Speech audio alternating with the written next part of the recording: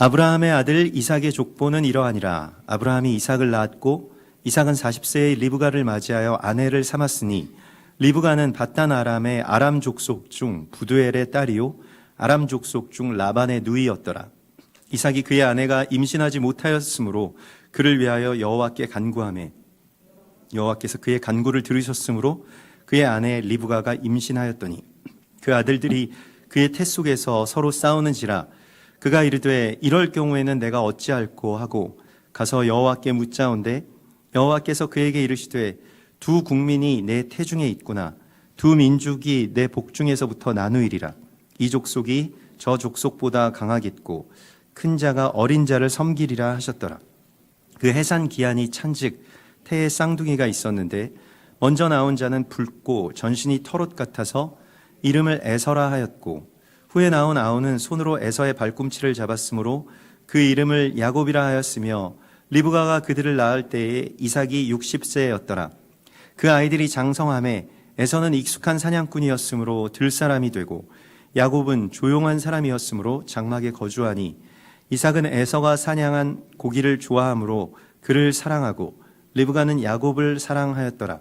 야곱이 죽을 쑤었더니 에서가 들에서 돌아와서 심히 피곤하여 야곱에게 이르되 내가 피곤하니 그 붉은 것을 내가 먹게 하라 한지라. 그러므로 에서의 별명은 에돔이더라. 야곱이 이르되 형의 장자의 명분을 오늘 내게 팔라. 에서가 이르되 내가 죽게 되었으니 이 장자의 명분이 내게 무엇이 유익하리요. 야곱이 이르되 오늘 내게 맹세하라.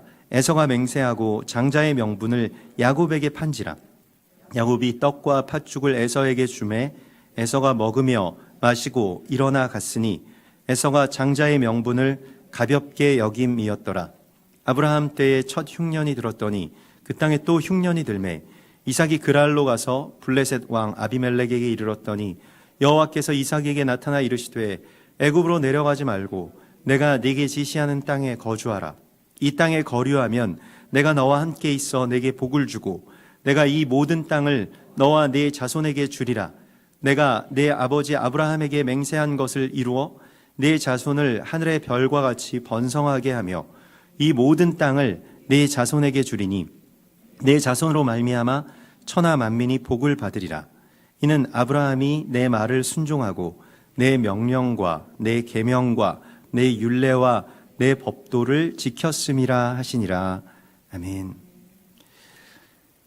예, 이번 주에 토라 포션의 제목이 톨레도시입니다. 이 톨레도시라고 하는 게 그 창세기의 제목이기도 하고, 그러니까 창세기를 그 히브리인들은 이제 톨레도시라고 부르는데 그것은 그 여러 가지 뜻이 있습니다. 근데 첫 번째 뜻은 이제 족보라고 많이 번역이 되는데 오늘 우리가 읽은 이 본문에 이 아브라함의 아들 이삭의 족보는 이러하니라. 그래서 그 족보라고 이렇게 번역이 되어 있는데 이 족보는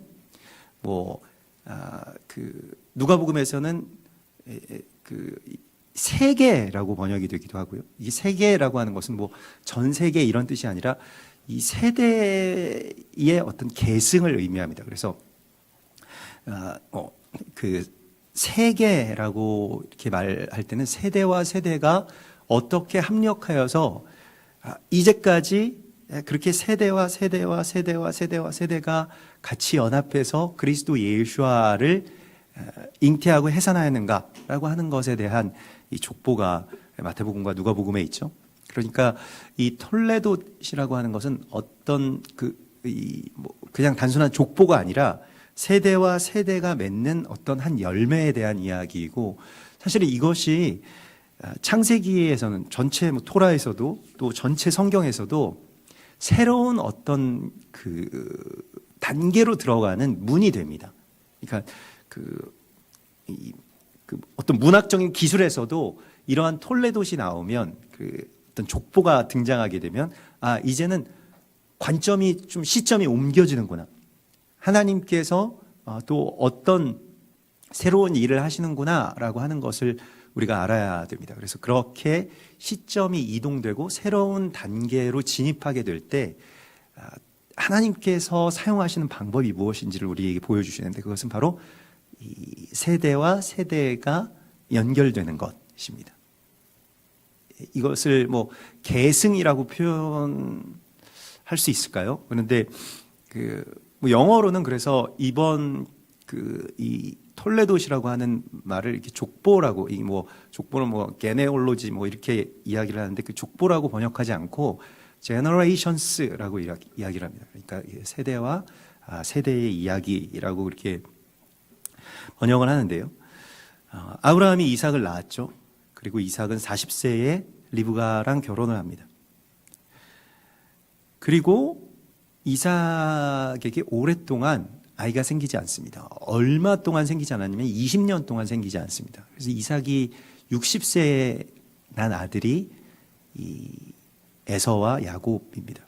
그래서 20년 동안 그가 기다린 거예요. 그래서 하나님의 역사는 반드시 기다림을 또한 우리 가운데 요구하죠.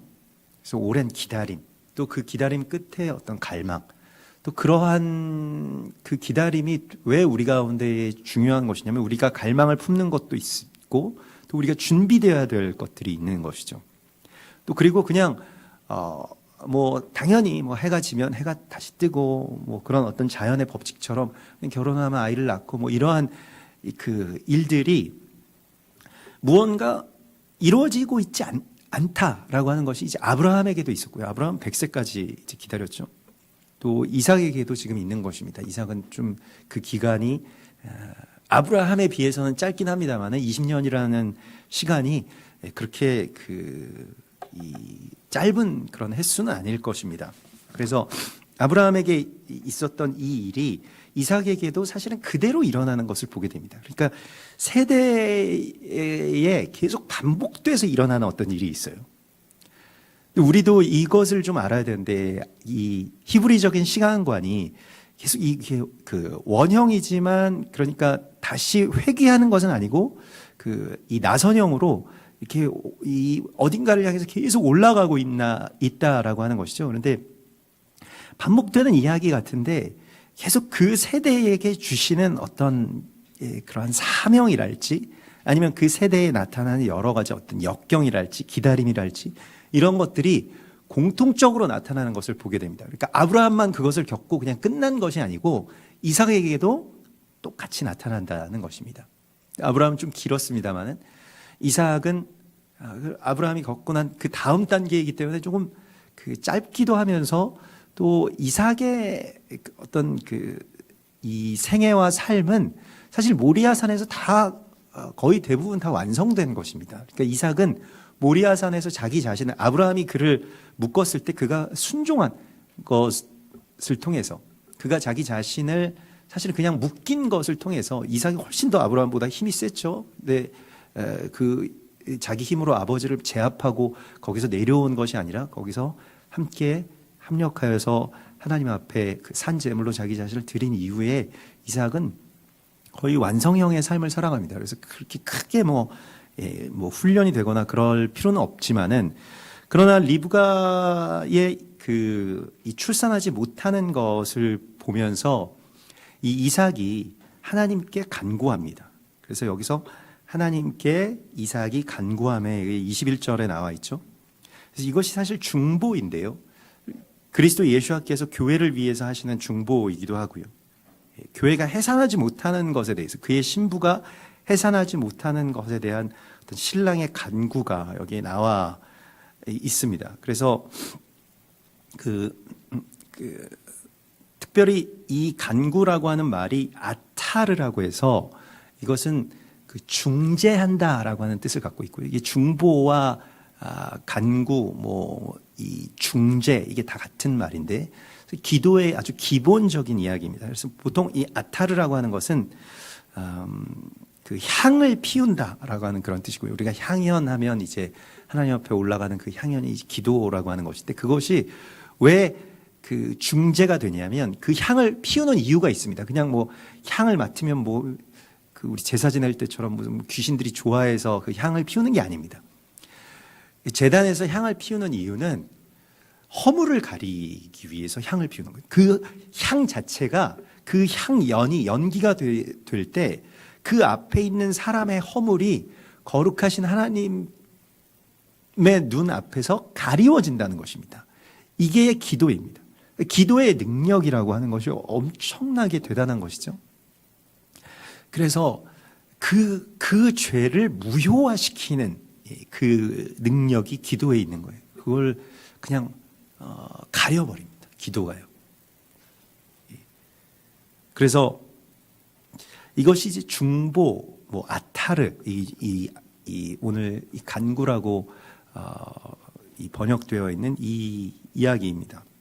그래서 이게 그 중간자로서 하나님 앞에 이제 우리가 있게 되는 것이고요. 그래서 이 새 언약의 중보자가 예수아이시죠.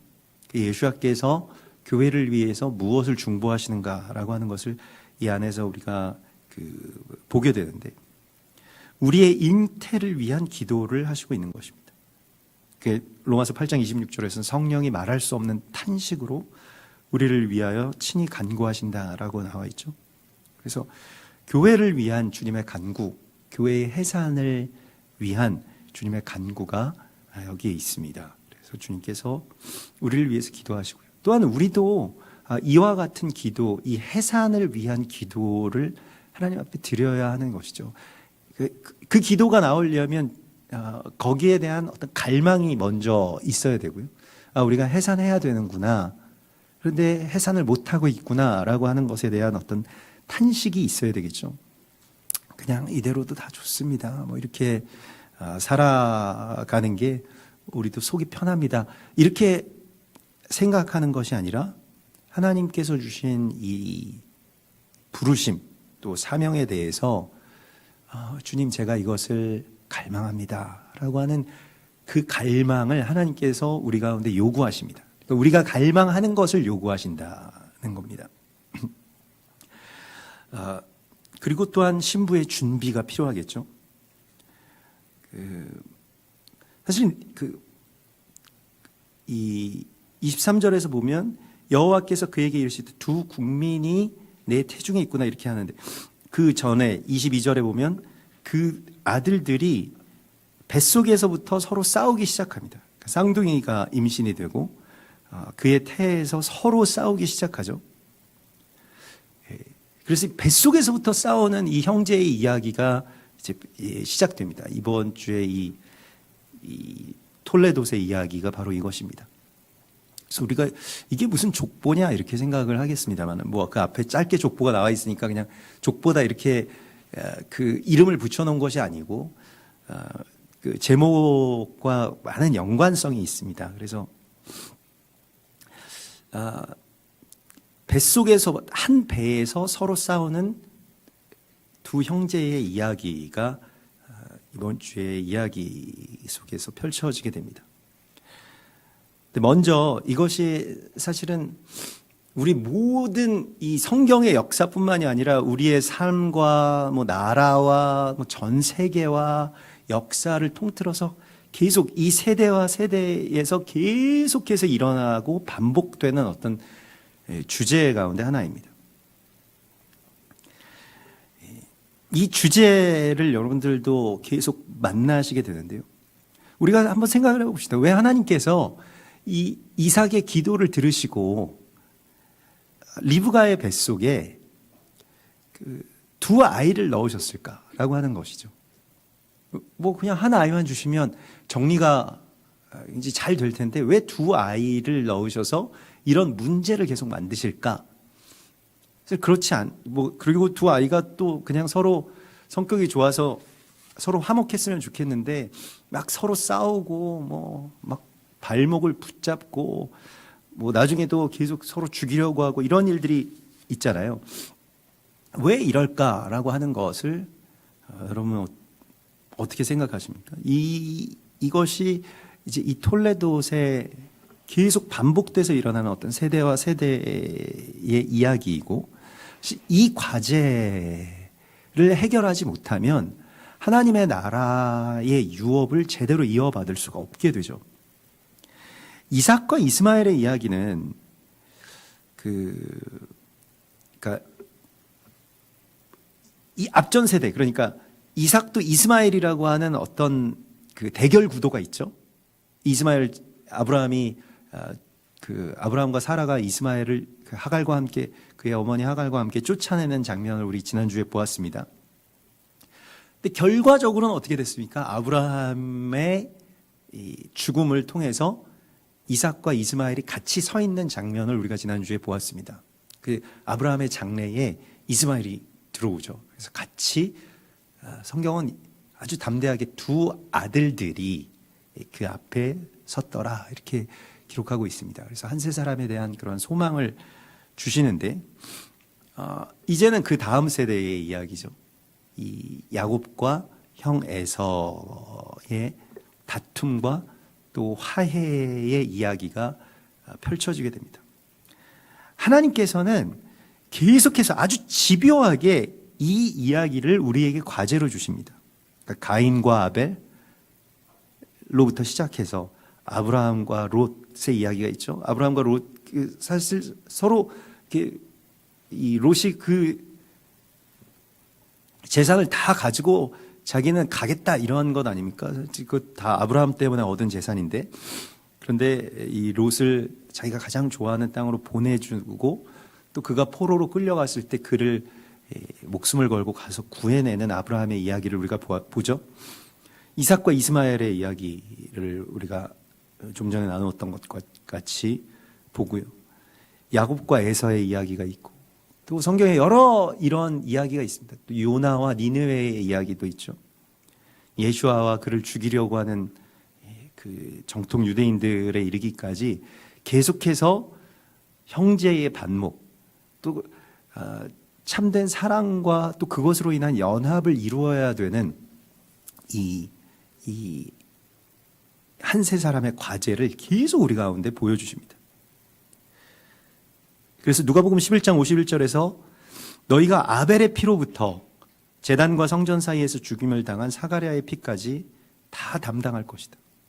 과연 이렇게 말씀하십니다. 이 세대가 담당하리라. 그러니까 이게 사실 톨레도 세대의 과제라는 거예요. 세대가 뭘 담당하느냐? 이 톨레도의 비밀이 여기에 있습니다. 세대가 감당해야 될 에서가 있다는 거예요. 세대가 감당해야 될 니느웨가 있다는 것입니다. 세대가 감당해야 될 가인이 있고 아벨이 있다는 것입니다.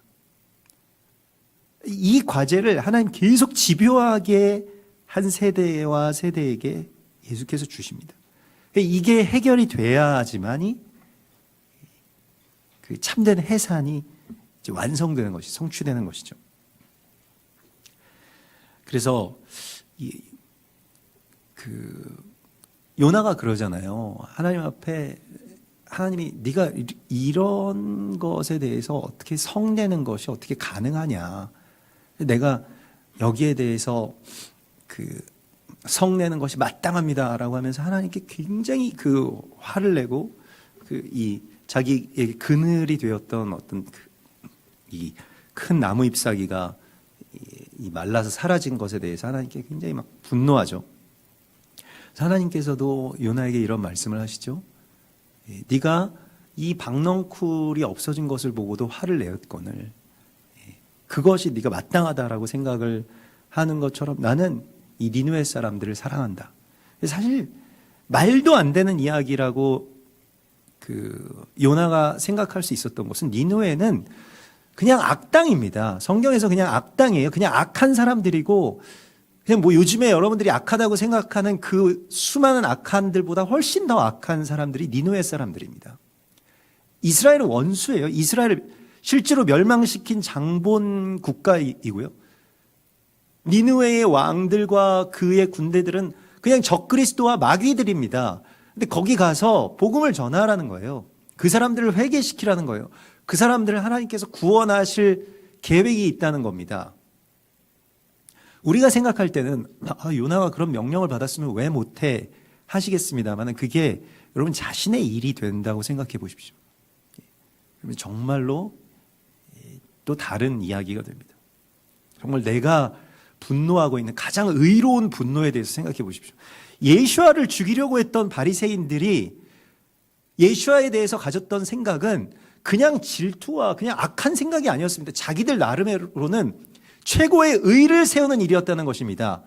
말하자면 악한 혹은 뭐 우리가 요즘에 말하는 무슨 뭐 어떤 적그리스도 뭐 어떤 뭐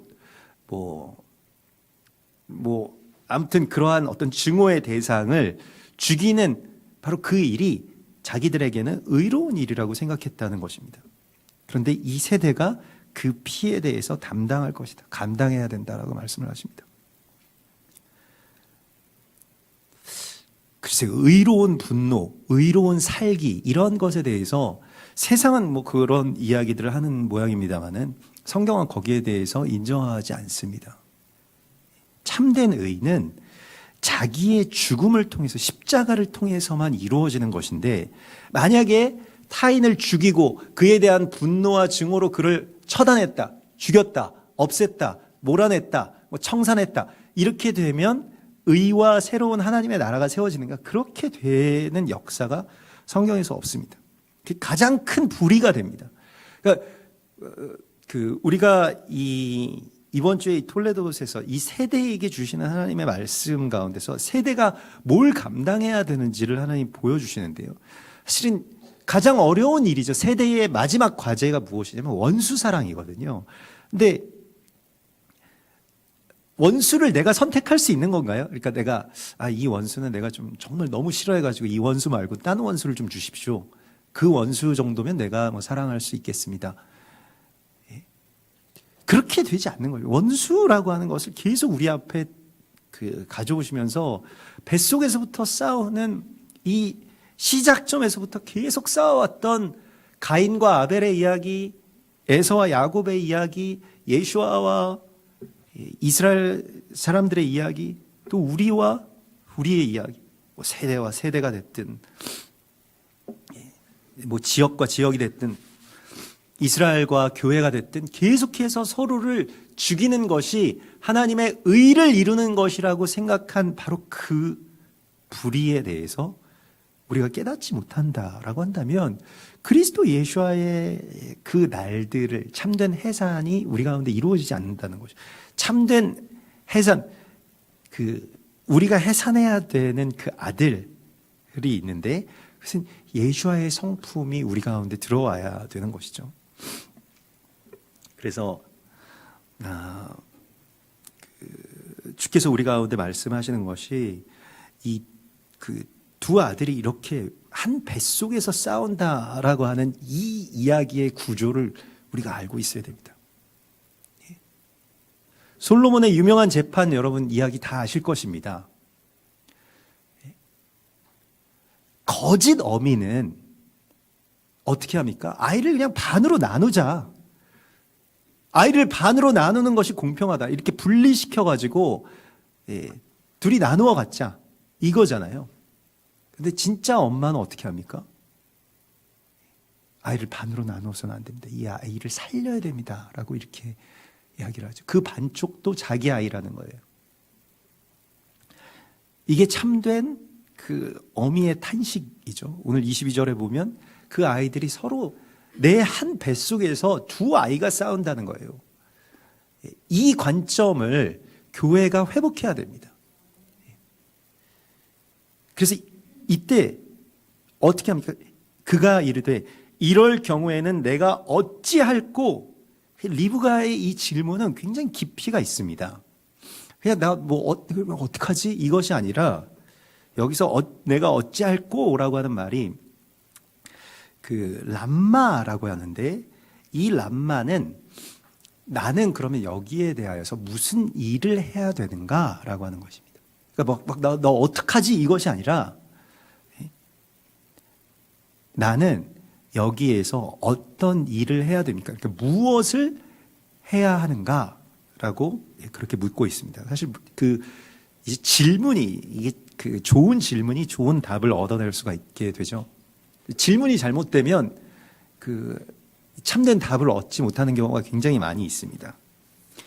우리가 여기에 대해서 우리의 탄식이 여기에 나와야 되는데 지금 이러한 경우에는 그러니까 두 국민이 한 뱃속에서 싸우고 있다. 두 세대가 한 나라에서 싸우고 있다. 무슨 체제가 이 한 민족 안에서 싸우고 있다. 우리가 계속 다 겪고 있는 이야기입니다. 이때 우리가 어떻게 해야 되느냐라고 하는 것에 대해서 리브가가 하나님 앞에 가서 묻습니다. 어찌할꼬 하고 뭐 계속 뭐 배를 치거나 갈라놓거나 뭐 이렇게 하는 것이 아니라 하나님 앞에 가서 묻죠. 그래서 이 묻는다라고 하는 것을 이렇게 리드로시라고 하는데, 여기서는 그게 이제 어원이 다라시에서 나온 것입니다. 그래서 여기서 리브가 물었다라고 하는 것은 그냥 이렇게 뭐 질문한 게 아닙니다. 뭐 나 어떻게 해야 됩니까? 이런 질문이 아니라 하나님 앞에 가서 간청했다. 이 다라시는 그 문지방이 닳도록 많이 드나들었다라고 하는 그런 뜻입니다.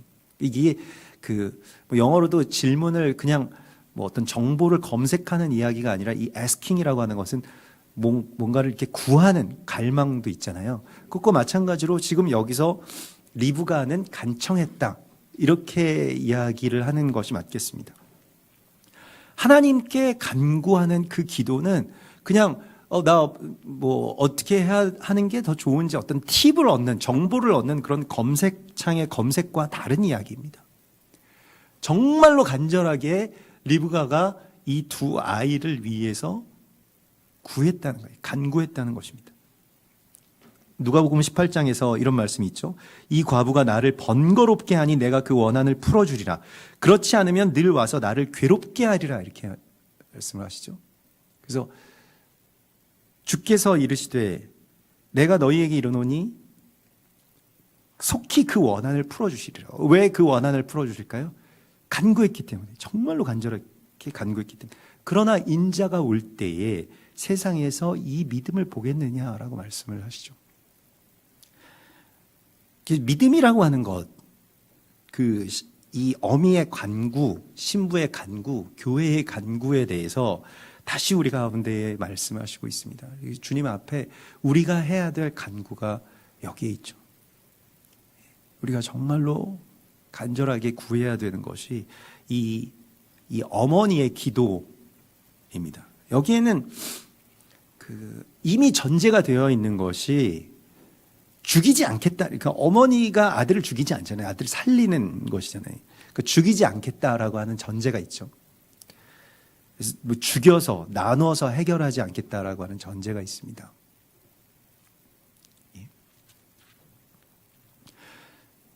이것이 탄식이 돼야 되는데, 그 탄식과 분노는 완전히 다른 것입니다. 그러니까 그냥 탄식이 돼서 하나님께로 이게 나가야 되는데, 분노가 되면 이것은 그 당사자들에게로 나가죠. 그 분노의 어떤 대상들에게로 나가죠. 이 차이를 우리가 알아야 합니다. 그래서 하나님께서 두 국민이 너의 태중에 있다라고 말씀하시면서, 이 두 국민이 결국에 나중에 보면 이제 다윗의 장막이 회복될 때 어떤 일이 있습니까? 에돔의 남은 자들, 그러니까 에서의 후예들이, 그 세대가 함께 이 이스라엘, 그러니까 이삭의 후예들과 함께 다윗의 그 장막, 무너진 장막이 회복된 바로 그 장막으로 돌아와서 같이 예배드리게 될 것이다 라고 하는 말씀이 이 아모스서 9장의 말씀이죠. 아모스서 9장 11절 말씀이죠. 그래서 우리가 오늘 이 땅 가운데서 하나님께서 우리 가운데에 주시는 이 세대의 사명에 대해서, 또 세대의 어떤 현상에 대해서, 두 국민이 나뉘어지고 한 뱃속에서 나뉘어지는 이 어찌 보면 비극적인 이야기 속에서 우리의 탄식을 하나님께서 알게 해주십니다. 그러면서 이 에서를 보면, 에서는 이름이 아사브에서 나온 에사브, 이렇게 에사브, 이렇게 히브리 말로는 부까지 이렇게 그 발음을 보통 하게 되는데, 그냥 여기서 에서라고 되어 있습니다만은, 그 에사브라고 하는 것은 손으로 뭔가를 이렇게 다룬다라고 하는 그런 뜻을 갖고 있습니다. 그래서 에서는 여기서 아주 사냥꾼이었으므로 그렇게 손을 잘 써가지고 사냥도 잘하고, 나중에 가면 이 에돔이라고 하는 나라는 굉장히 높은 어떤 하이 테크놀로지를 가지고 있는 나라로 항상 나옵니다. 그러니까 좀 그렇게 큰 어떤 나라는 아니지만은 항상 뭔가 손으로 뭘 잘 만들고 머리도 좋고 그렇습니다. 그래서 인간의 어떤 속성을 그대로 다 갖고 있고요. 또 우월함도 가지고 있습니다. 보기에도 아주 좋고요. 또 그의 용모에 대해서 불다라고 하는 것이 처음, 그래서 그의 어떤 별명이 되죠. 나중에 에돔이 되는 그 에돔은 이 아담마에서 나온 것이고 아담에서 나온 것인데, 이것은 인간의 속성과 같은 것인데 불다라고 하는 의미가 흙에서 붉은 흙에서 나왔다라고 하는 어떤 그 육체의 속성, 또 세상의 속성 그대로 갖고 있습니다. 그래서 조금 경솔하고 언약에 대해서 잘 알지 못하고 또 그걸 그렇게 좋지 않게 생각하는, 뭐 그냥 우리가 일반적인 스테레오타입으로 생각하자면 그냥 악역이에요. 그냥 뭐 별 볼 일 없는. 근데 성경이 그렇게 에서를 버리지 않는다는 것입니다. 이삭과 이스마엘의 이야기에서도 그랬던 것과 같이 그 버림받은 아들 혹은 장자가 되지 못한 장자의 이야기, 이러한 것들이 계속해서 나오면서 우리에게 그들에 대한 새로운 어떤 시각을 회복하라고 말씀을 하십니다. 이스라엘에 대해서 교회가 오랫동안 가지고 있었던 생각이 무엇입니까? 죽여야 되는 사람들이, 완전히 하나님께서 싫어하시고 멸망하시고 그 이스라엘과 유대교라고 하는 것은 굉장히 악한 것이기 때문에 다 없애버려야 되고 말살시켜야 된다. 이게 교회가 가지고 있었던 일종의 의로운 교리였다라고 하는 것을 우리가 알고 있습니다. 그래서 뭐 가톨릭에서도 그랬었고 개신교에서도 마틴 루터가 굉장한 어떤 반기독교주의로 나중에 그 반유대주의로 돌아서게 되죠. 십자군 원정, 뭐 또 그리고 그 이후에 계속해서 일어나는 여러 가지의 일들, 또 마틴 루터의 신학은 그대로 계승돼서 이 히틀러와 나치에게까지 계속 그렇게 이어지게 되는 것을 보게 됩니다. 의로운 분노, 뭐 집단적인 어떤 그 분노와 그것을 통한 어떤 문제의 해결들을 통해서 역사가 어떻게 되었는지에 대해서 우리가 그 안에서 보게 되죠.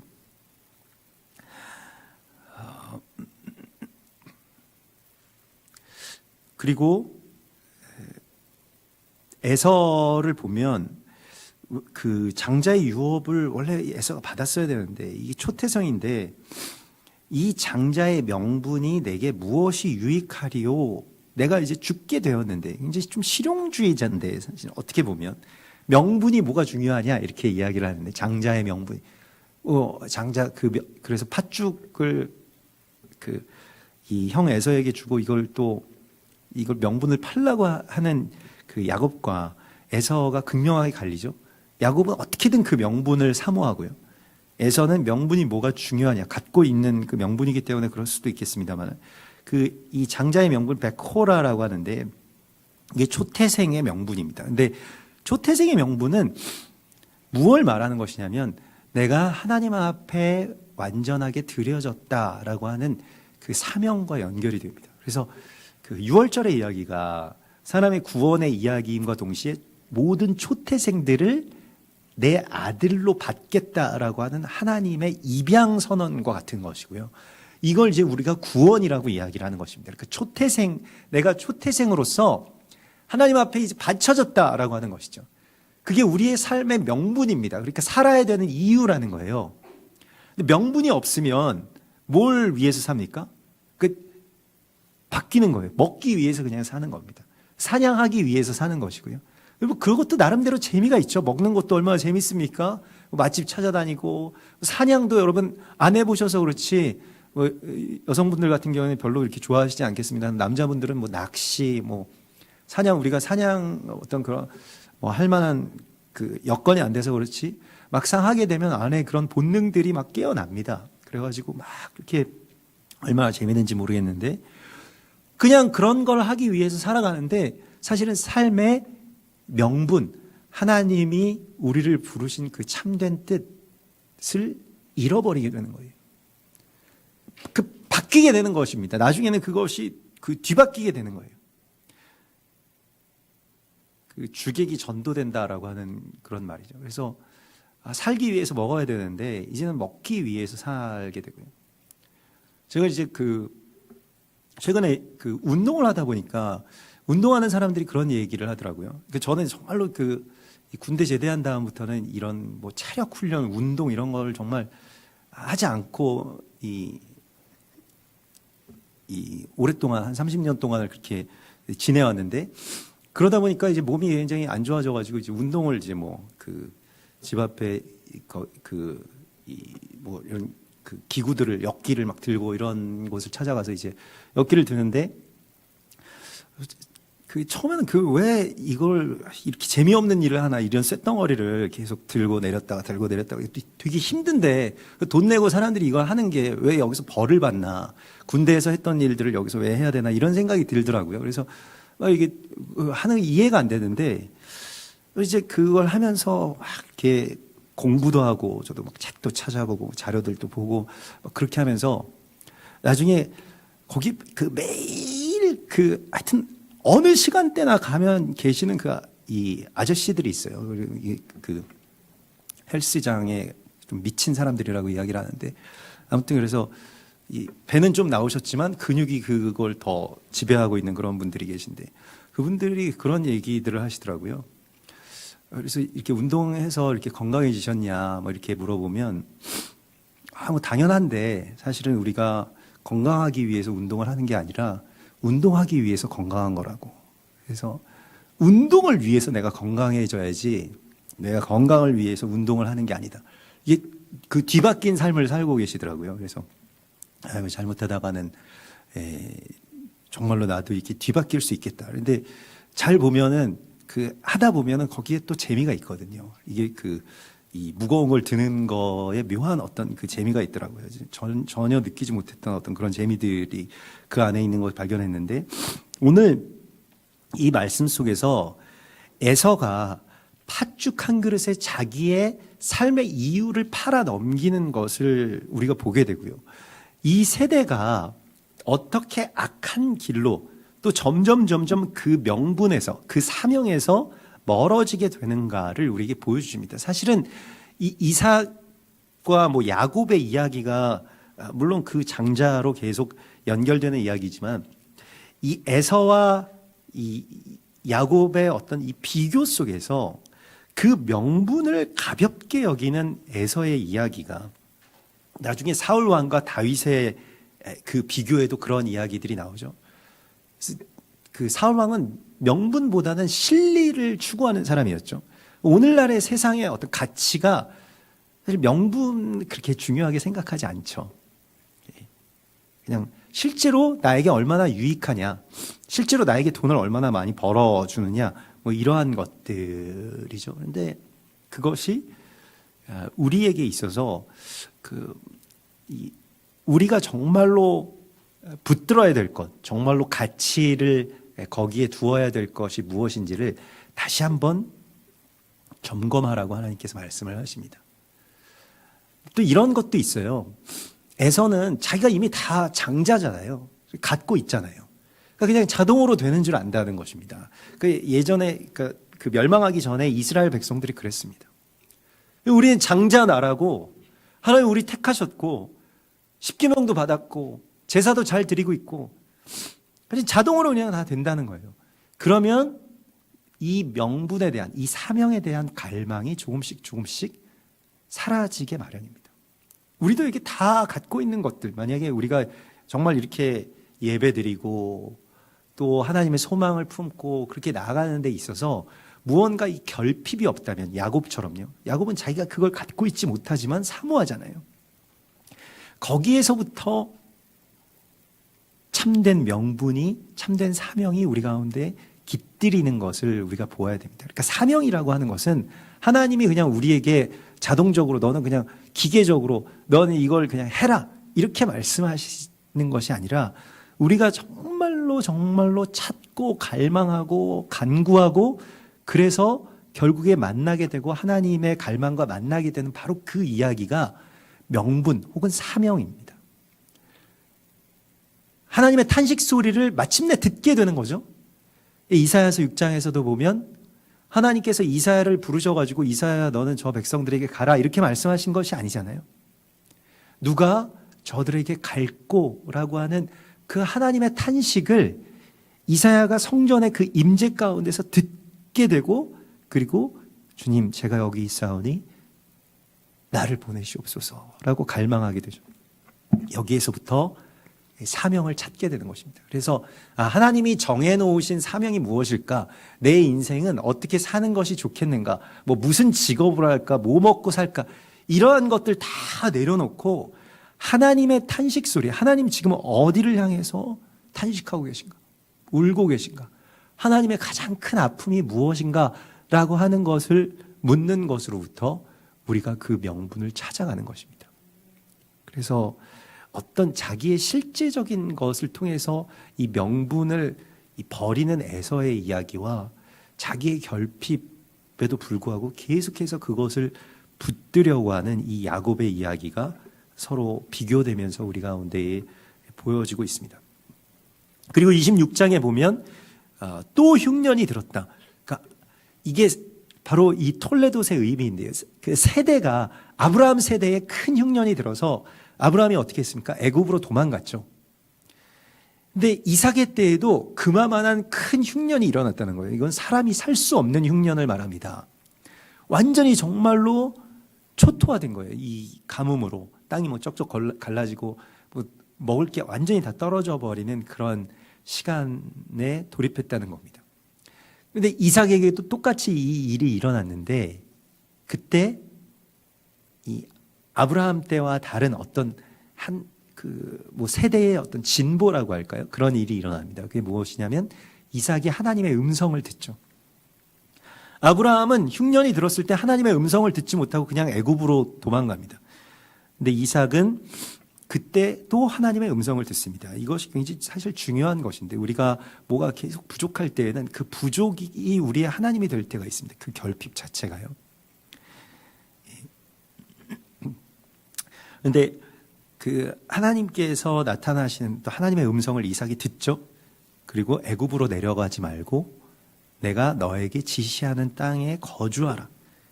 이 땅에 거류하면 이렇게 되어 있죠. 오늘 26절의 말씀, 그 26장 3절의 말씀에 네가 이 땅에 거류하면 내가 너와 함께 있어서 복을 주겠다라고 말씀하십니다. 그래서 땅에 대한 언약, 땅에 대한 사명을 이 배고픔 때문에 버리지 말라라고 하는 말씀을 주십니다. 그게 어느 말씀과 어느 이야기가 붙어 있습니까? 자기 배고픔 때문에 장자의 명분을 판 에서의 이야기가 붙어 있습니다. 우리가 그 사명을 다른 것과 이 맞바꿀 때, 그러니까 정말 실리적인 이익과 맞바꾸게 될 때 교회의 해사는 어긋나 버리게 됩니다. 그리고 음녀가 되죠. 교회가 오랫동안 갖고 있었던 이 온 열방의 구원, 또 영혼의 구원, 또 이스라엘의 회복과 한 세 사람의 그러한 연합, 이러한 어떤 사명들을 잃고 그냥 우리가 잘 살고 잘 먹고 뭐 우리의 지금 현재 당면한 문제들이 해결되고 이런 것에 그 사명을 빼앗기지 말라고 주님 말씀하십니다. 이걸 뒤바꾸지 말라고 말씀을 하시죠. 그래서 이러한 모든 일들을 네가 이 땅에만 거류하기만 하면 여기서 하여튼 어떻게든 버텨내라는 거예요. 흉년이 들면 남쪽으로 내려가야만 살 수가 있었습니다. 애굽으로 가야 되는, 무조건 가나안 땅에서 흉년이 들면 애굽으로 내려가야 되는 것입니다. 그건 무엇이냐면 우리가 기도하다가 정 안 되면 다시 세상으로 돌아가야 된다는 이야기랑 비슷한 이야기입니다. 애굽으로 가면 그래도 뭔가 세상의 방법이 있어요. 그러니까 애굽은 자기 노력으로 또 자기 기술로 이 흉년이 들어도 뭐 나일강의 물을 어떻게 끌어다가 밭으로 그렇게 될 수 있는 어떤 그런 땅이었습니다. 그렇기 때문에 항상 곡식이 있었는데 흉년 때에도. 그래서 애굽으로 내려가지 말고 이 땅에 거류하라라고 주께서 말씀을 하시죠. 그러면서 네가 이 땅에 거류하면 복을 받을 것이다. 그런데 이 복을 받는 이유에 대해서 이렇게 말씀을 하십니다. 오늘 5절에 오늘 토라의 마지막 본문이죠. 이 이유는 아브라함이 내 말을 순종하고 내 명령과 계명과 율례와 법도를 지켰기 때문이다라고 말씀을 하고 있습니다. 그러니까 이삭에게 알려주시고 이삭에게 이 땅에 머무르라고 하시고 이 땅에 머무르면 그 하나님의 이 유업과 모든 명분, 그 사명을 성취하게 해주시겠다라고 하는 이 약속을 주신 이유가 이삭 때문이 아니고 아브라함 때문이다라고 말씀을 하십니다. 이것이 톨레도시입니다. 그러니까 세대와 세대가 서로 연대해 있다는 거예요. 아버지의 순종을 통해서 아들이 복을 받고 지키게 됩니다. 서로 대결하는 구도가 아니고요. 이게 헬라 철학에서는 서로 대결하죠. 아버지를 죽여야 아들이 살죠. 뭐 아버지를 죽이고 아버지의 눈을 뭐 취하고 뭐 이런 식의 어떤 이야기들이 계속해서 펼쳐지죠. 세대와 세대가 서로 대결합니다. 형제와 형제가 서로 대결하고요. 어쨌든 약육강식이야. 누군가는 죽어야 내가 살아라고 하는 이 세계관이 헬라적 세계관이고 이 세상의 어떤 그 전체의 철학이랑도 비슷하죠. 이게 뭐 그 제로섬 게임이라고 할까요? 서로 다 대결한다는 거예요. 뜻이 안 맞고 뭐 생각이 맞지 않고 뭐 하여튼 모든 것들을 다 대결과 또 증오와 죽이는 이야기들로 그렇게 보는 이 세상 속에 하나님께서는 그 세대와 그 세대가 서로 연결되는, 또 서로 연합되는, 그래서 하나가 되는, 그래서 아버지의 순종으로 말미암아서 아들이 복을 받고, 또 이 야곱의 이야기를 통해서 또 에서가 회복되고, 또 에서의 회복을 통해서 다윗의 장막이 완성되는 바로 그 아주 길고 긴, 지금까지도 아직 제대로 다 이루어지지 않은 바로 그 이야기를 시작하십니다. 우리 안에도 그 이야기가 시작되어 있습니다. 또 우리의 세대 안에도 이 이야기가 계속 있습니다. 두 국민이 내 뱃속에서 싸우고 있으니 나는 무엇을 해야 할까? 이 탄식으로 하나님 앞에 나아가고 또 하나님의 그 거룩한 유업을 우리의 다음 세대에게 또 그 다음 세대에게 그렇게 연합해서 줄 수 있는 그러한 아브라함의 순종이 우리 세대에도 있기를 소망합니다. 같이 기도하겠습니다. 하나님 감사합니다. 우리 마지막 때에 또 우리의 세대 가운데 주님께서 주신 이 상황과 사명 속에서 우리가 무엇을 해야 할지를 알게 하시고 또 이제 더 이상 반목하고 더 이상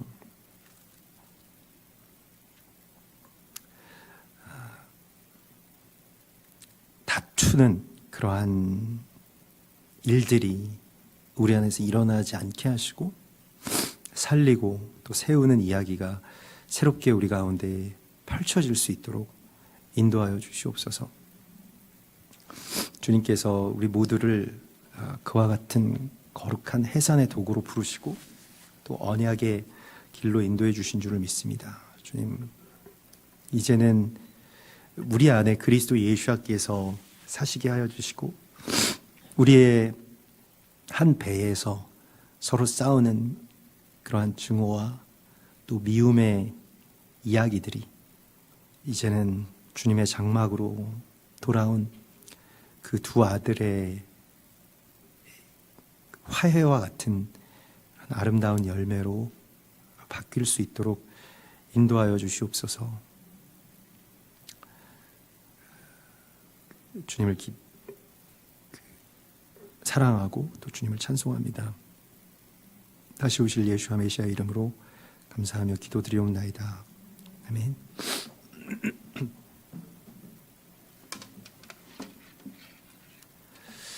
예, 우리 지난 금요일에도 나누었던 것과 같이 지난 19일 날 터키에서 순교하신 김천국 선교사님, 김진욱 선교사님이시죠? 근데 김천국 선교사님 이 터키에서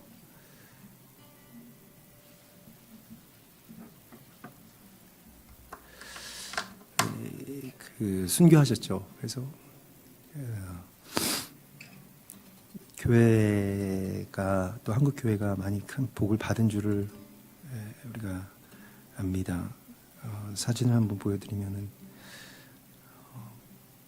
예, 43이셨고요. 예, 그리고 천국 환송 예배를 그렇게 현지에서 21일 날 이렇게 드렸다고 합니다.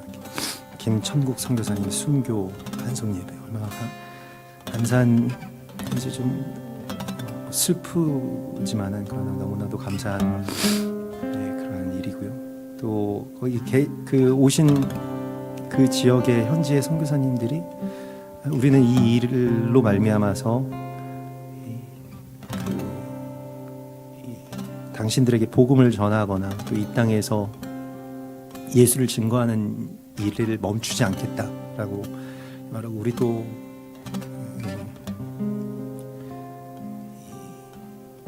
순교를 각오하고 이 땅 가운데서 더 이 땅을 사랑하고 또 복음을 전하겠다고 그렇게 결단하셨다고 합니다. 너무나 감사한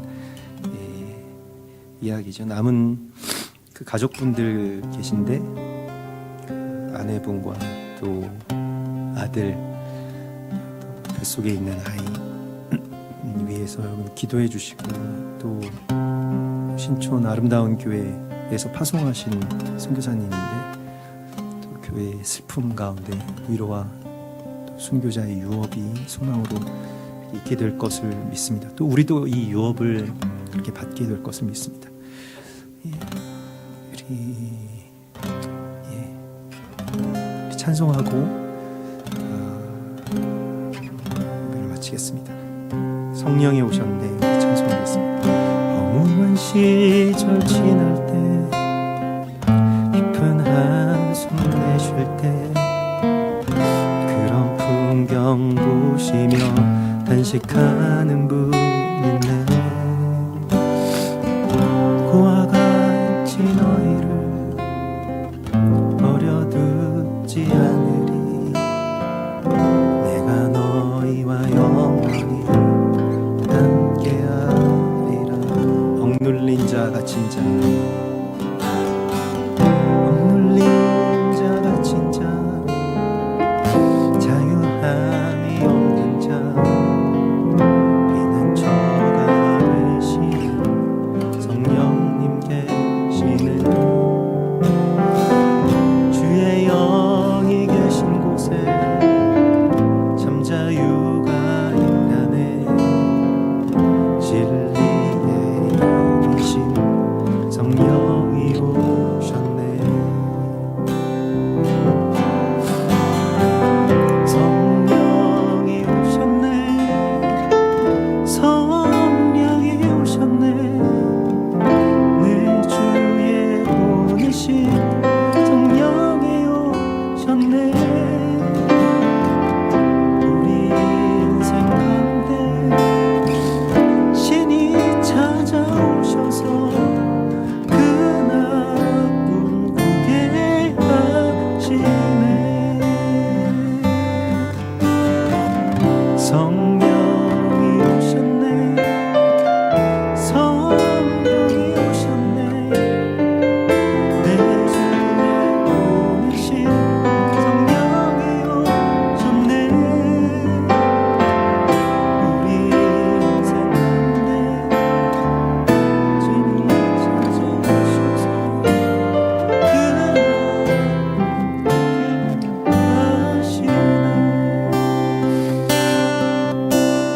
그 나라 꿈꾸게 하시네. 그 나라 꿈꾸게 하시네.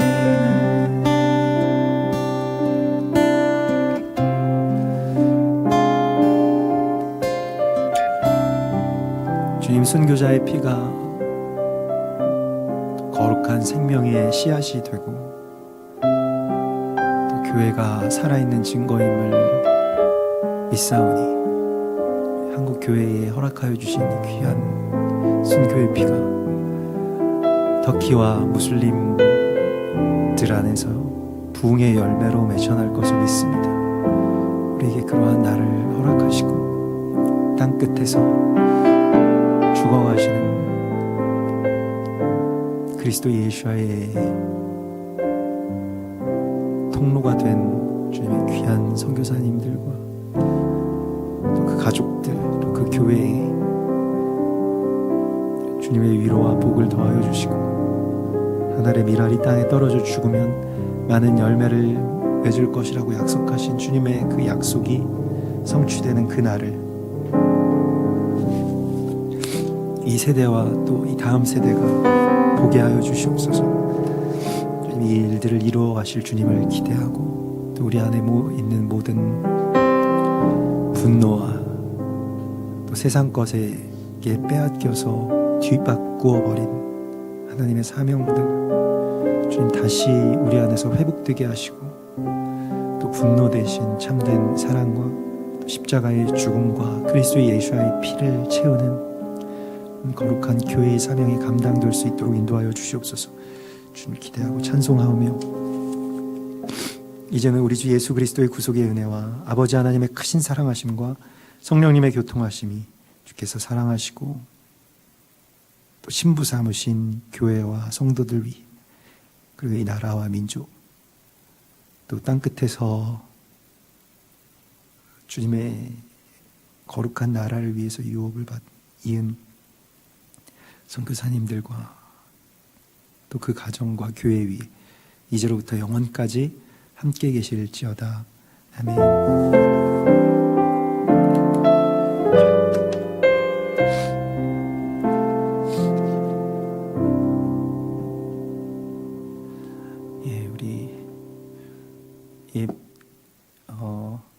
밑에 내려가셔서 식사하시러 가셔서 또 교제하시면서 얘기하시면 좋겠습니다.